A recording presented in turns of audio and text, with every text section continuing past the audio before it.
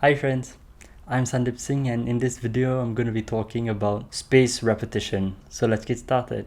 Now, spaced repetition is basically a study technique which you can use. Spaced repetition needs a period of time for it to be done. So you can't just do spaced repetition like one day before an exam. So it's basically like the opposite of cramming. For cramming, you basically have to do everything right before an exam, and you might feel more anxious and stuff like that. But in spaced repetition, it's kind of more chill because you have a longer period of time to actually study.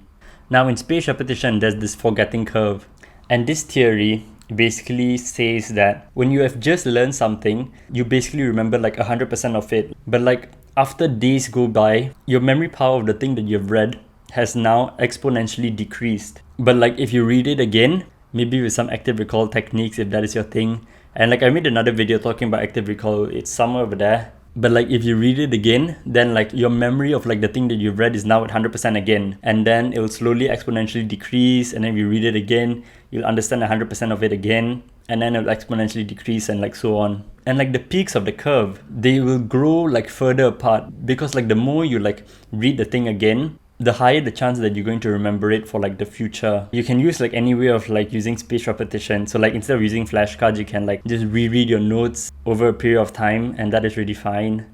And there's this system called the Lietness system. This is by using flashcards, but you don't really have to. But essentially for this, you basically have 5 boxes, and you have flashcards in the boxes. Box number 1 are flashcards which you review every day, and box number 2 can be flashcards which you review every 2 days, and box number 5 can be flashcards which you review every 5 days. But it doesn't have to be like that. It can be any way you want. But essentially, box number 1 is the box where you review the most amount of times, and box number 5 is the box which you review the least amount of times. You can start with box number 1, and you can put flashcards there.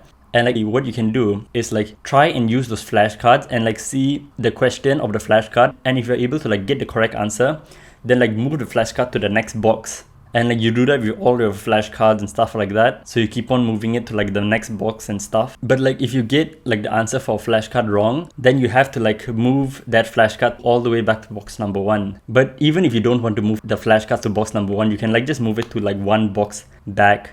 That system basically works because all of the flashcards which are easy, or you understand it, you don't have to review as much than the flashcards which are difficult, and the difficult ones are in box number 1.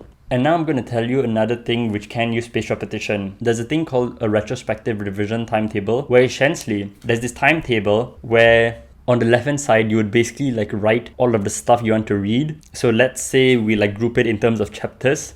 So on chapter 1, you can pick a specific day, and chapter 2, you can pick another day. And essentially what you're trying to do is basically study that chapter, and in the end, you'd mark how hard the chapter is for you. So red could be the hardest thing, and amber could be not that bad, and green would be super easy. And you would be basically marking all of the chapters that you have read. And if a chapter is red, then that is more important to actually revise. So on another day, you could revise that red chapter first, and then after you've read it, it might be amber, so you can put it as amber. And then you would revise your other chapters and all until in the end, all of them would be green. So all of the chapters would be easy for you. And that is basically using spaced repetition, because you'll be revising your work again over a period of time. And it's more important to actually read the one which is marked red first instead of the amber and green, because you should think that if your exam is coming soon, would you be happy with where you are at with that chapter? But as you can see, the spaced repetition, it does take some time, because it does take a period of days to actually do it. So that is why it is not for everyone. And even for me, I'm in university right now, and I don't actually use spaced repetition very often. I would only stress for an exam 3 days before the actual exam, and that is when I study the most.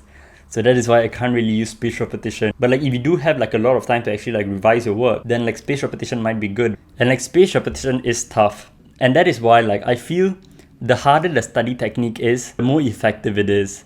And I feel we still need to find the balance between them. But honestly, whatever study technique that really works for you is really good enough. So if spaced repetition is not going to work for you, then you don't need to use spaced repetition.